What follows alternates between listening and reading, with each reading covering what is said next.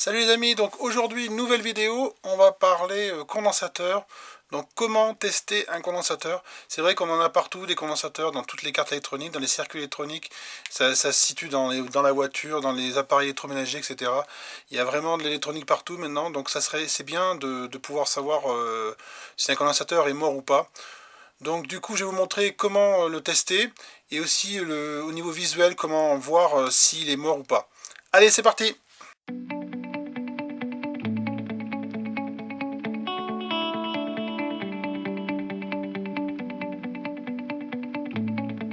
Donc première chose à faire, c'est de dessouder le condensateur du circuit imprimé. Pourquoi je dessoude?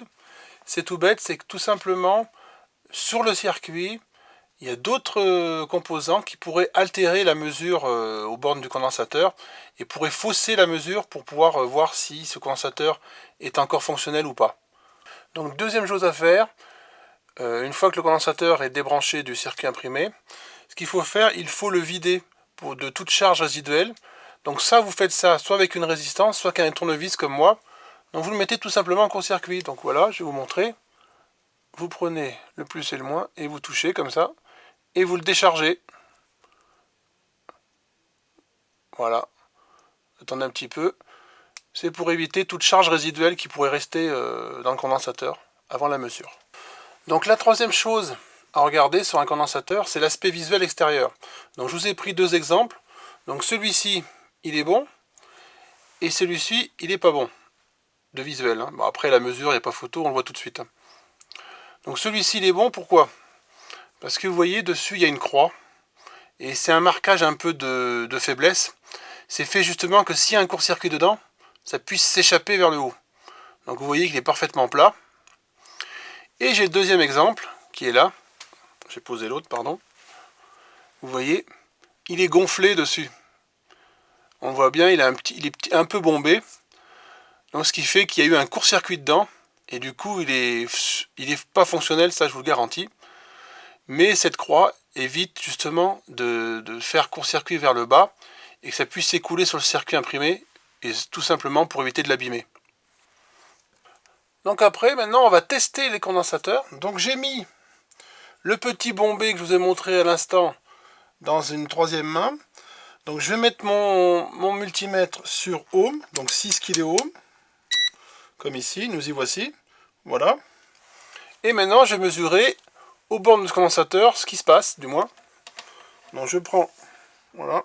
Alors, où est le plus, où est le moins? Donc le moins, il est là, puisqu'il y a une borne là. Donc le voilà. On va mesurer. Et voilà, qu'est-ce qui se passe? Eh bien, il y a 0. Donc tout simplement, ce condensateur n'est pas alimenté. Donc il est hors service. Donc on peut le jeter.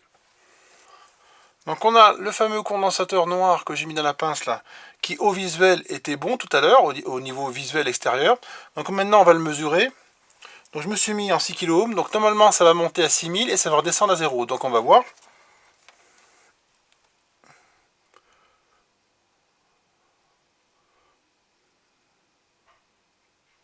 Voilà, donc ça veut dire, donc il est monté à 6000, il est descendu à 0.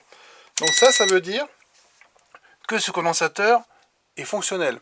Dans le cas où vous mesurez et que ça monte à 6000, pas de problème, mais que ça ne redescend pas à 0, ça veut dire que votre condensateur commence à être fatigué, donc c'est-à-dire qu'il commence à avoir des fuites. Donc moi je ne vous conseille pas de le remonter, je vous conseille de le changer carrément. Donc voilà, cette vidéo est terminée, donc j'espère qu'elle vous aura plu. Donc ça change un peu, hein, c'est ce que je dis souvent, j'aime bien aussi changer sur ma chaîne, j'aime pas faire toujours la même chose, c'est vrai que j'aime bien le changement. Donc si ça vous a plu, laissez-moi un petit pouce bleu, un petit commentaire, des questions, si vous avez des questions en dessous de la vidéo, pas de problème. Pensez aussi à vous abonner à la chaîne Vie pratique des outils. Et en attendant, je vous souhaite une bonne semaine. Au revoir les bricoleurs!